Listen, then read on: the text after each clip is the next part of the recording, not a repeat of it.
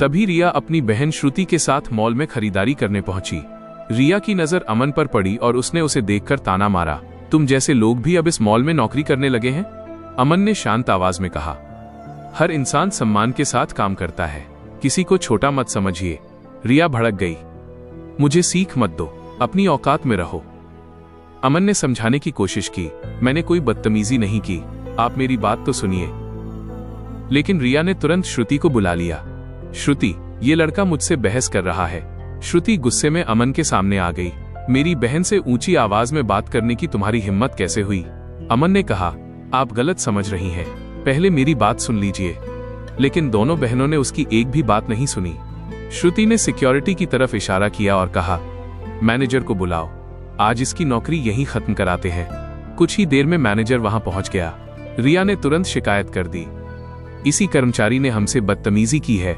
Manager ने अमन की तरफ देखा, क्या यही लड़का है? रिया बोली, हाँ यही है। अमन ने हाथ जोड़कर कहा, सर आपने केवल इनकी बात सुनी है, मेरी बात भी सुन लीजिए, कम से कम कैमरे की रिकॉर्डिंग देख लीजिए। लेकिन मैनेजर ने उसकी बात तक नहीं सुनी। मुझे कोई सफाई नहीं चाहिए, ऐसे लोगों की जगह इस मॉल में नहीं है। अमन कुछ पल चुप रहा, फिर उसने कहा, ठीक है, लेकिन आज आपने बिना सच्चाई जाने मेरा अपमान किया है। और वो मॉल से बाहर निकल गया। पीछे से श्रुति ने कहा, आज के बाद दोबारा इस मॉल में दिखाई मत देना। अमन बिना पीछे देखे बोला, सच एक दिन सबके सामने जरूर आएगा। रिया ने अपनी माँ को पूरे किस्से की जानकारी दी। रिया हंसते हुए बोली, माँ आज तो बहुत मजा आ गया, हमने एक बदतमीज कर्मचारी को उसकी औकात दिखा दी। श्रुति ने भी गर्व से कहा, मैंने तो उसे वहीं सबके सामने थप्पड़ तक मार दिया। माँ ने बिना सच्चाई जाने उनकी तारीफ कर दी। बहुत अच्छा किया, ऐसे लोगों को शुरुआत में ही उनकी सीमा याद दिलानी चाहिए। रिया बोली, फिर हमने मैनेजर से कहकर उसे मॉल से बाहर भी निकलवा दिया। माँ ने गर्व से कहा, याद रखना, हमारा उठना बैठना हमेशा बड़े लोगों के साथ होना चाहिए। फिर माँ ने श्रुति की तरफ देखा, मैं चाहती हूँ कि तुम्हारी शादी किसी बहुत बड़े उद्योगपति से हो। श्रुति मुस्कुराई, माँ उससे कम में तो मैं सोचूंगी भी नहीं। उधर शहर के दूसरे हिस्से में अमन अपने घर पहुंचा। दरवाजे पर उसकी माँ उसका इंतजार कर रही थी। माँ ने पूछा, आ गए बेटा, आज का दिन कैसा रहा? अमन ने हल्की मुस्कान के साथ कहा, अच्छा रहा माँ, आज बहुत कुछ देखने और समझने को मिला। माँ समझ गई कि उसके मन में कुछ चल रहा है। उन्होंने धीरे से कहा, बेटा तुम जानते हो कि तुम करोड़ों की संपत्ति के इकलौते वारिस हो, अब हमारे पूरे कारोबार की जिम्मेदारी तुम्हें ही संभालनी है। अमन ने शांत होकर कहा, जी माँ। माँ बोली, कल से तुम ऑफिस जाना शुरू करो, धीरे धीरे पूरा कारोबार तुम्हें ही संभालना है। अमन ने कहा, मैं कल से कार्यालय जरूर जाऊंगा माँ, लेकिन मेरी एक शर्त है। माँ हैरान हो गई, शर्त? कैसी शर्त? अमन ने गंभीर होकर कहा, मैं मालिक बनकर नहीं जाना चाहता। माँ ने पूछा, फिर कैसे जाओगे? अमन ने जवाब दिया, मैं एक साधारण कर्मचारी बनकर काम करना चाहता हूँ। माँ कुछ पल तक उसे देखती रही। अमन बोला, मैं देखना चाहता हूँ कि हमारे यहाँ लोगों के साथ कैसा व्यवहार होता है। लोग इंसान की इज्जत करते हैं या सिर्फ उसके पद और दौलत की? माँ के चेहरे पर गर्व की मुस्कान आ गई। तुम्हारी सोच मुझे बहुत अच्छी लगी बेटा, अमन ने दृढ़ आवाज में कहा। मुझे पूरा विश्वास है कि मैं सही फैसला ले रहा हूँ। किस पद के लिए आए हो? मैं किसी बड़े पद के लिए नहीं, एक साधारण कर्मचारी के पद के लिए आया हूँ। ऑफिस में मौजूद कर्मचारी ने उसे ऊपर से नीचे तक देखा। उसके साधारण कपड़े देखकर उसे बिल्कुल अंदाजा नहीं था कि सामने खड़ा ये लड़का करोड़ों की संपत्ति का इकलौता वारिस है।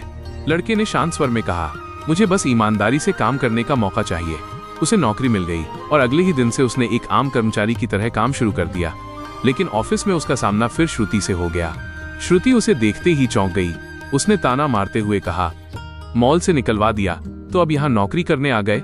लड़के ने शांत होकर जवाब दिया, मैं यहाँ अपना काम करने आया हूँ। श्रुति ने गुस्से में कहा, आज नहीं तो कल यहाँ से भी निकलवा दूंगी।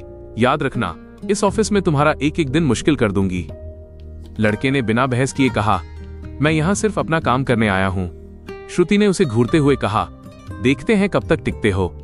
इसके बाद श्रुति ने उसे परेशान करना शुरू कर दिया।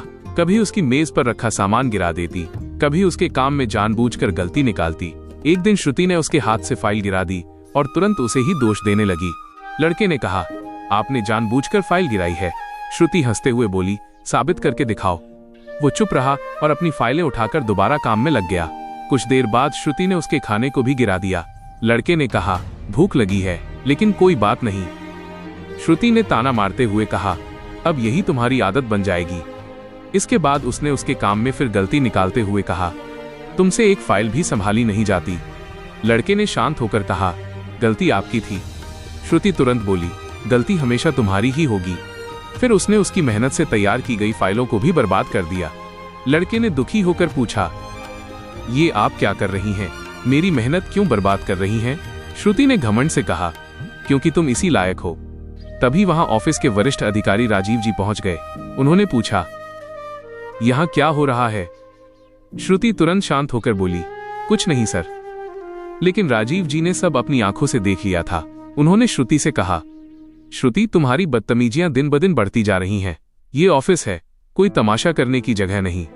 श्रुति सफाई देने लगी, सर मेरी बात भी सुन लीजिए।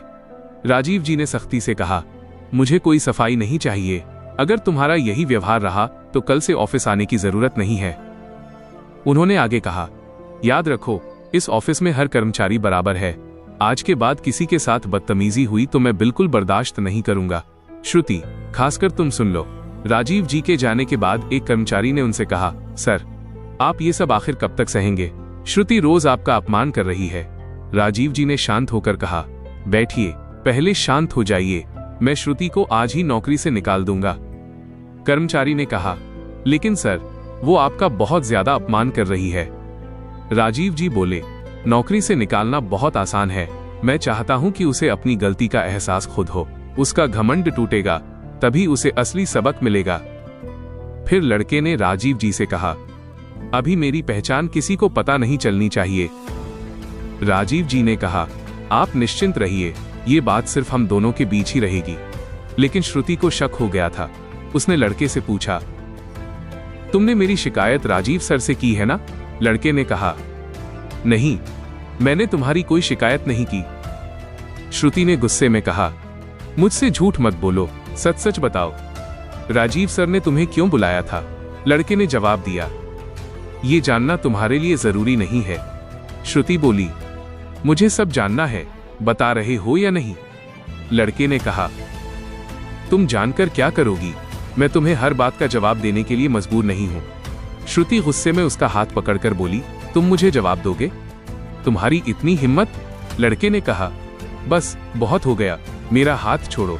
फिर उसने पहली बार श्रुति को सख्त जवाब दिया, मैंने तुम्हारी हर बदतमीजी चुपचाप इसलिए सह ली क्योंकि तुम एक लड़की हो। लेकिन इसका मतलब ये नहीं कि तुम किसी की भी इज्जत से खेलोगी। याद रखना, शांत रहने वाला इंसान सबसे खतरनाक भी हो सकता है। आज के बाद अपनी हद कभी मत भूलना। मैं चाहूं तो एक शिकायत में तुम्हारी नौकरी चली जाएगी, लेकिन मैं किसी का भविष्य बर्बाद करके अपनी जीत साबित नहीं करना चाहता। सम्मान करना सीख जाओ, तब मुझसे बात करना। श्रुति पहली बार उसके सामने चुप रह गई, लेकिन उसके अंदर का घमंड और भी भड़क चुका था।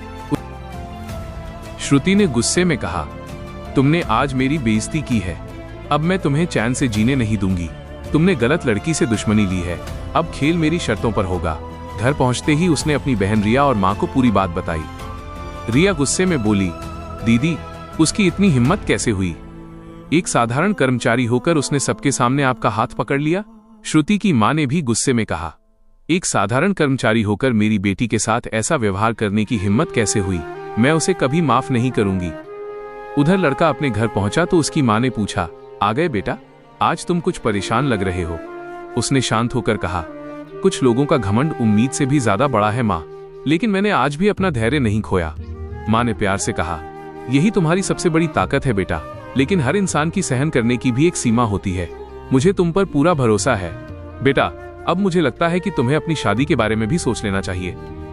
उसने जवाब दिया, मां, मैं शादी जरूर करूंगा, लेकिन मेरी एक शर्त है। मैं ऐसी लड़की से शादी करना चाहता हूं जो मुझसे प्यार करे, मेरे पैसों से नहीं। मां मुस्कुराकर बोली, यही बात तुम्हें सबसे अलग बनाती है। मुझे पूरा विश्वास है कि तुम्हें एक दिन सच्चा प्यार जरूर मिलेगा।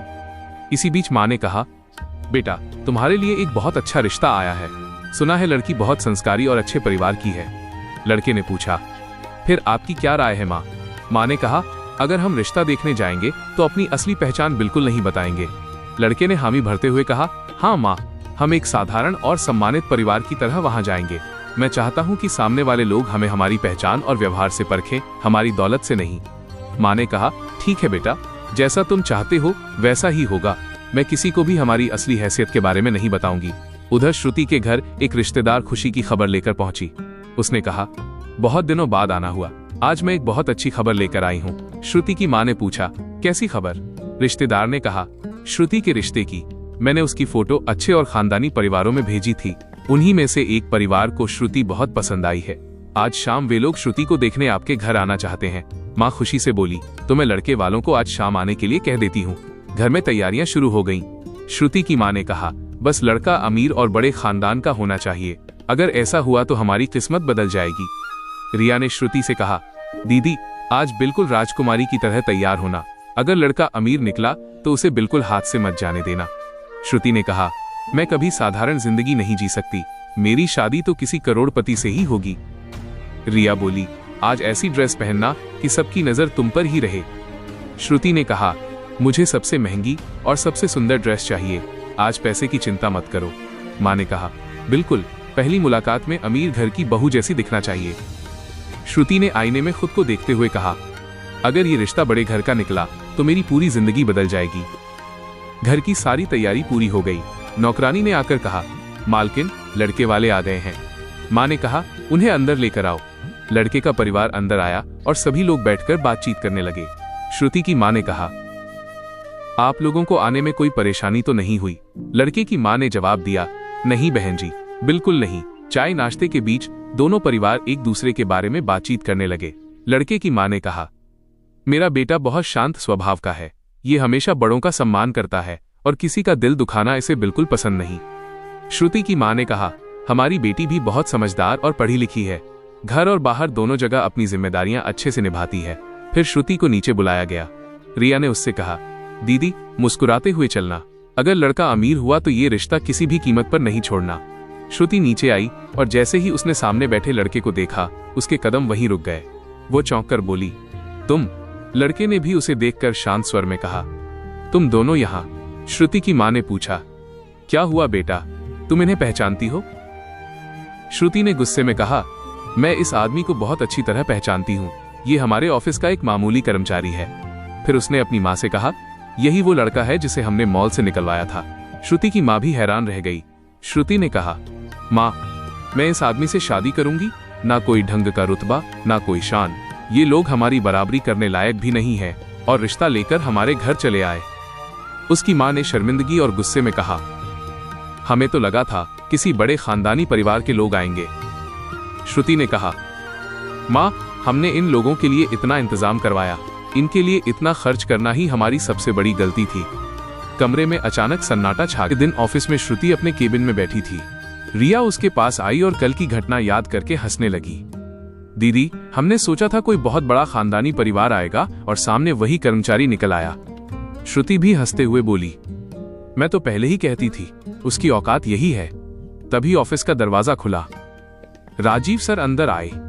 उनके पीछे एक बेहद आत्मविश्वासी व्यक्ति खड़ा था। पूरा ऑफिस अचानक शांत हो गया। राजीव ने सभी कर्मचारियों से कहा, सभी लोग ध्यान दें, आज हमारे नए चेयरमैन पहली बार ऑफिस का निरीक्षण करने आए हैं। श्रुति ने पहले इस बात पर ज्यादा ध्यान नहीं दिया, लेकिन अगले ही पल राजीव ने कहा, इनसे मिलिए, ये हैं हमारे पूरे ग्रुप के मालिक और चेयरमैन। श्रुति ने जैसे ही सिर उठाकर सामने देखा, उसके चेहरे का रंग उड़ गया। वही अमन उसके सामने खड़ा था, लेकिन आज उसके कपड़े एक साधारण कर्मचारी जैसे नहीं थे। महंगा सूट, आत्मविश्वास से भरी चाल और उसके साथ कंपनी के बड़े अधिकारी। रिया की आंखें भी खुली की खुली रह गईं। श्रुति के हाथ से फाइल नीचे गिर गई। वो मुश्किल से बोल पाई, तुम? अमन ने शांत होकर जवाब दिया, हाँ मैं। पूरा ऑफिस स्तब्ध था। राजीव ने कहा, आप लोग शायद इन्हें एक साधारण कर्मचारी समझते थे, लेकिन ये पिछले कई महीनों से अपनी असली पहचान छिपाकर हमारे काम कर रहे थे। अमन ने सभी की तरफ देखते हुए कहा, मैंने अपनी पहचान इसलिए छिपाई थी क्योंकि मैं देखना चाहता था कि मेरी कंपनी में इंसान की कीमत उसके पद से होती है या उसके व्यवहार से। फिर उसकी नजर श्रुति पर गई। कल तुम्हारे घर से मुझे जो जवाब मिला, उसने मेरे सवाल का जवाब दे दिया। श्रुति के चेहरे पर पहली बार डर दिखाई दिया। वो बोली, मुझे नहीं पता था कि आप। अमन ने उसे रोकते हुए कहा, यही तो बात है श्रुति, तुमने मुझे जाने बिना फैसला सुनाया था। ऑफिस में जवाब। अमन ने धीरे से रिया की तरफ देखा। और रिया, तुम्हें याद है मॉल में तुमने क्या कहा था? रिया का चेहरा सफेद पड़ गया। वो घबराकर बोली, सर, मुझसे गलती हो गई थी। अमन ने गंभीर आवाज में कहा, गलती वही होती है जिसे इंसान मानकर सुधारने की कोशिश करे। किसी गरीब या साधारण दिखने वाले इंसान का अपमान करना सिर्फ गलती नहीं, सोच होती है। रिया की आंखें नीचे झुक गईं।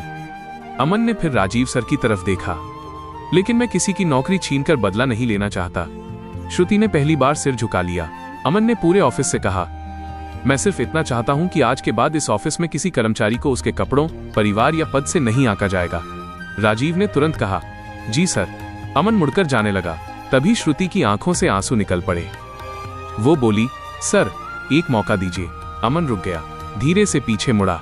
श्रुति ने कांपती आवाज में पूछा, क्या आप मुझे माफ कर सकते हैं? अमन ने कुछ पल उसे देखा, फिर कहा, माफ करना आसान है श्रुति, लेकिन खुद को बदलना उससे कहीं मुश्किल। श्रुति ने सिर झुका लिया। अमन बोला, मैं तुम्हें मौका जरूर दूंगा, लेकिन नौकरी बचाने का नहीं। श्रुति ने हैरानी से पूछा, फिर किस चीज का? अमन ने कहा, खुद को बदलने का। इतना कहकर अमन वहां से चला गया। श्रुति वहीं खड़ी रह गई। जिस इंसान को उसने कल तक छोटा समझा दोस्तों, अगर आपको हमारा वीडियो पसंद आया हो तो लाइक करें, चैनल सब्सक्राइब करें, बेल आइकन दबाएं और दोस्तों के साथ शेयर करें।